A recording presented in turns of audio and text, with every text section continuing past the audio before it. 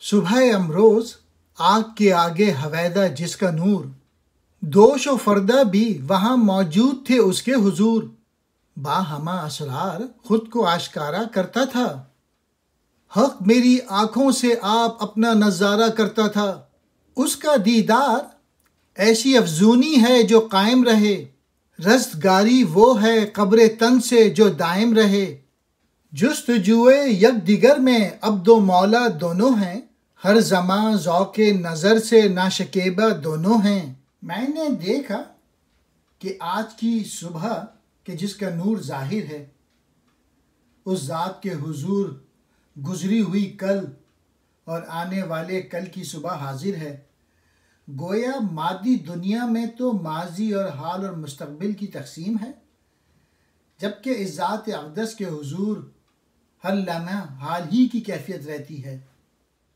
یہاں حق یعنی اللہ تعالی اپنے تمام اسرار کے ساتھ ظاہر ہے، جہاں وہ میری نگاہ سے اپنا دیدار کرتا ہے۔ وہی مطلب کہ حق اپنے تمام تر پردوں کے باوجود کائنات کی ہر شے میں جلوہ گر ہے۔ ان میں اسی کی صفات ہیں۔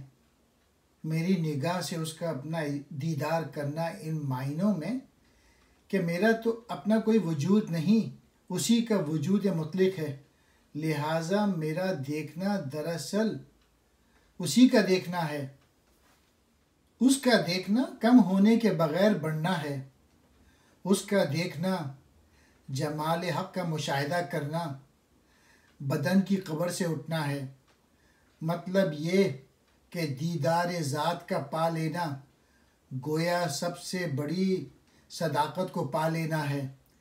ایسی صداقت جس پر یقین بڑھتا تو رہتا ہے، کم نہیں ہوتا، اس لیے کہ اس کا تعلق مشاہدے سے ہے۔ جو بندہ مشاہدہ حق میں اس کی ذات میں غرق ہو جاتا ہے، اس کا جسم تمام دنیاوی اور مادی کثافتوں آلودگیوں سے پاک ہو جاتا ہے۔ بندہ اور مولا دونوں ایک دوسرے کی تلاش میں ہیں اور دونوں ذوق نظر کے باعث بے قرار ہیں۔ گویا بندہ اپنے خالق کو اور خالق اپنے شاکار فن پارے یعنی بندے کو دیکھنے کے لیے بے قرار رہتا ہے۔ گویا وہ صرف اس مرد کامل کی تلاش میں رہتا ہے جو اپنی خودی کی معرفت حاصل کر کے اس کی معرفت حاصل کر سکے۔